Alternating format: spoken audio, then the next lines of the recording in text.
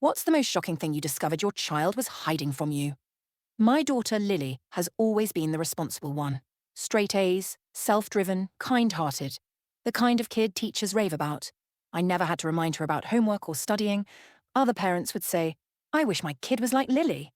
And I'd smile, feeling both proud and a little smug. So, when I got an email from her English teacher saying she hadn't submitted a single essay in nearly a month, I thought it was a mistake. This wasn't like her.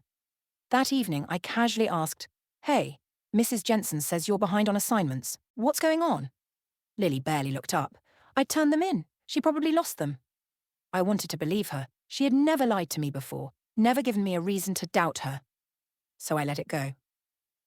A few days later, I was tidying up her room when I noticed a folder stuffed behind her desk. Curious, I pulled it out.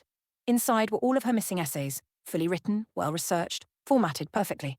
But they had someone else's name on them. Confused, I kept flipping through. At the very bottom of the pile, I found a crumpled page written in Lily's handwriting. A draft. That night, I placed the folder in front of her. "You want to explain this?" She stared at it for a long moment. Then, to my shock, she burst into tears.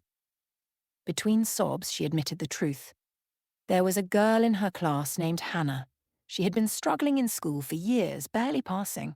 Her home life was rough, her mum worked 2 jobs, her dad wasn't in the picture, and no one was around to help her with schoolwork. She was on the verge of failing English, and if she did, she wouldn't graduate. Lily didn't know how it started. At first, she just edited Hannah's essays, fixing grammar and structure. Then she started rewriting parts. Eventually, she was writing them from scratch. "I thought if she failed, she'd give up completely," Lily whispered.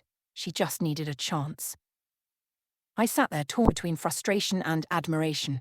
My daughter, who had always followed the rules, had risked everything to help a struggling classmate. The next morning, I called the school counsellor. I didn't mention Lily, but told them what they needed to look into Hannah's situation. Within a week, Hannah was placed in tutoring and given extra support. She started working on her own essays. Lily and I had a long talk about honesty, responsibility, and integrity. I grounded her for lying, but I also told her something else. "I'm proud of you," I said. "Not because you broke the rules, but because you did it out of kindness." She didn't say anything, but later that night I found a sticky note on my dresser. "Thanks for understanding."